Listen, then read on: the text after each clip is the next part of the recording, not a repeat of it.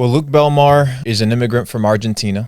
Went to the United States at the age of 16 with $200 in a suitcase, with a lot of ambitions, a lot of goals, a lot of dreams, with a very clear purpose and a very clear mission to make it out of this thing that we call the system. You notice the system, it's very prevalent, you know, how people live, how people move. I always knew deep down that that wasn't what I wanted for my life. Went from pressure washing basketball courts, cleaning toilets, flipping wings at a Buffalo Wild Wings, sleeping in my car for a time being. It was about like 4 or 5 months, to eventually getting exposed to Bitcoin. I heard of Bitcoin in 2015 for the first time. When I often tell this story, people are like, well, Luke got lucky. I don't think I got lucky. I was exposed to information, but that doesn't mean that you need to necessarily act on that information. I remember watching a documentary on Netflix. I forget exactly what the name, I think it's called Banking on Bitcoin. The gentleman, they would actually go out on the streets, I think it was Wall Street, and would tell people, hey, would you have a Bitcoin or would you take this $5 bill? And everybody was like, well, I'll take the $5 bill because it's real and I can see it and I can touch it. So a lot of people were exposed to the opportunity, but not everybody capitalized on the opportunity. I remember being in a situation where in the United States, if you wait tables or if you work in a restaurant, you get your cash tips. So in the United States, it's a tip system. That is your payday basically. So I would get that cash tip. I would drive to the ATM and I would deposit that money. And since it's a cash deposit, you see the money instantly displayed in your bank account. So I would instantly get on my computer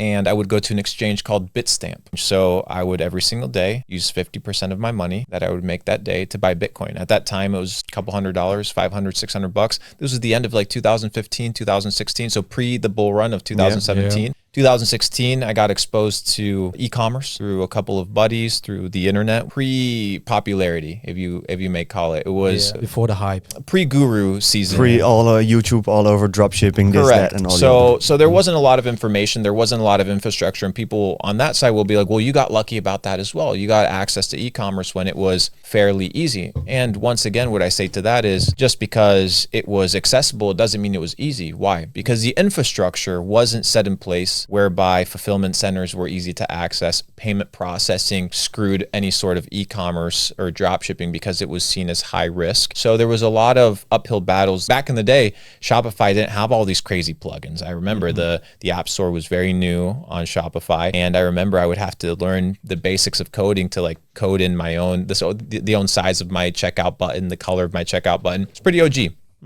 Did quite well in e-commerce. I rode the wave of crypto in 2017, up and down. I wrote it down. I didn't make a ton of money. Why? Because I didn't understand market cycles. But I was like, you know what? I think I did 140 to 160x on my portfolio. I forget, but I lost it all. I was left holding the bag. Back in the day, in 2017, it wasn't diamond hands like like in 2020, that chant. It was the hodl, right? Yeah. The hold on for dear life. And I held on for dear life and I got fucked. So I sat down there. I'm like, okay, what did I do wrong? What did I do right? What I did right was I allocated my money in an investment vehicle and it played out. Why? Because money moves from different markets at different times. And Bitcoin has its cycles. After the Bitcoin halving, 1.5 years later, the market tends to have a really good season. So I was like, it's going to happen again. But this time I was prepared. And in 2020, after doing $16 million in e-commerce, did quite well there, had some money already saved up. I put all of my money into crypto except $10,000. Now, my entire thesis from that, it's not that I'm a genius, but I was connected with really good people. I was in the DeFi boom of 2019, so I saw Uniswap do extremely well. I was like, you know, there's something interesting with DeFi. This was pre-YouTube videos of DeFi and everybody telling you how to open up a MetaMask account. It wasn't very popular, but that which is not popular is often a good idea. And the reason it's a good idea is because you don't have the normies and the average individual as a part of the mix. When the average individual is in the mix, it's usually the end of the season. When the taxi driver is talking about crypto, when your grandmother's talking about crypto, who else is left to buy? The hedge funds are positioned, the market makers are positioned, the venture capitalists are positioned. Smart money's already in the game. And then what they do is very simple. They'll go to CNBC, they'll go to Fox News, they'll go to Forbes, and they'll pay the journalists to write articles on their behalf to increase eyeballs, because the newbies, they read these things. The information gets dispersed, gets disseminated, and that information then leads to what? Liquidity. Yes. Yeah. And the liquidity is where the smart people get out. They get out on the liquidity of the noobs. So in 2020, I remember using an exchange, it was Kraken, and I had my orders already placed. So I had orders placed for Ethereum sub $100, Cardano at half a penny, XRP at 13 cents again. And it was the COVID crash. You know, it was the big black swan event, and all these orders got filled, right? So I remember I was playing Call of Duty and I see my phone going off, like the little vibration thing, and you see the notifications, all the shit's getting filled. I'm like, oh fuck. At that time, I was kind of scared too, in the sense of, okay, is this actually going to zero? Because mind you, bro, Bitcoin went from 20,000 all the way to 3,500. That was scary, right? But it's usually in the fear that you have to buy into it, and it's in the fear of missing out that you have to sell. And the markets are quite psychological. And when you understand that the psychology is actually manipulated by people, you can in some way, shape, or form understand the cycle. Now, by no means am I perfect, but it worked out pretty well. I remember being on Clubhouse and CZ from Binance hopped on there and he was giving kind of like a Clubhouse meeting with other crypto people. I tuned in and I got the opportunity to ask him a question. I asked CZ, hey, you know, Uniswap has a competitor. They're on the Ethereum chain. And I just saw that you launched the Binance Smart Chain. Extremely new. There was no YouTube videos on it. He said, well, you know, we're trying to compete because the Binance Smart Chain is going to increase the demand for what? For BNB, which is the native token of the platform, therefore driving up the price. Most of the employees, most of CZ's wealth is attached to the BNB token. So to increase demand, you need to create demand. So he was like, yeah, well, there's other DeFi projects, one of them being PancakeSwap. And I'm like, well, what do you know about PancakeSwap? He stuttered a little bit. And then he was like, well, I don't know.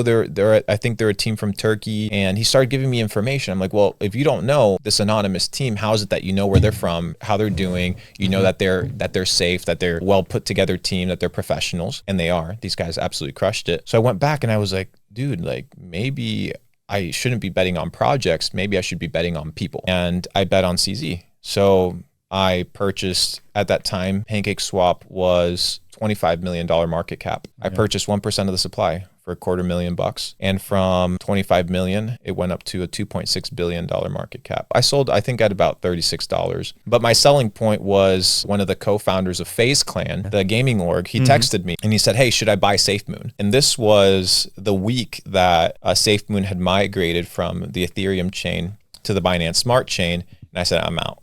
Because this guy, he's a gamer. He's not a crypto guy.